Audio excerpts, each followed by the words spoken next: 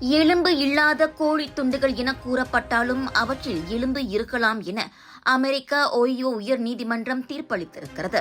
உணவகம் ஒன்றில் boneless chicken wings என்னும் எலும்பு இல்லாத கோழி இறக்கைகளை வாங்கி உண்ட ஆடவர் ஒருவர் தொண்டையில் எலும்பு சிக்கி நோய்வாய்ப்பட்டார். அவர் செய்திருந்த வழக்கை செவிமடுத்த நீதிபதி இந்த தீர்ப்பை வழங்கியிருக்கின்றார். எலும்பு இல்லாத இறக்கைகளில் உண்மையில் எலும்புகள் இருக்கலாம் என உணவகம் தம்மை எச்சரிக்க தவறிவிட்டது. அதில் ஒரு துண்டு தமது தொண்டையை பதம் பார்த்து நோயை ஏற்படுத்திவிட்டதாக 2016 ஆண்டு மைக்கேல் பெக்கெமர் என்பவர் வழக்கு தொடுத்திருந்தார்.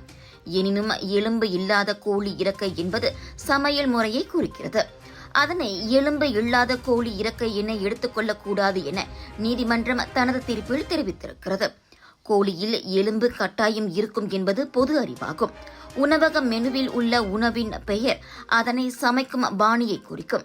அதனை ஒரு உத்தரவாதமாக கருதப்படக்கூடாது எனவும் நீதிமன்றம் நினைவூட்டியிருக்கிறது.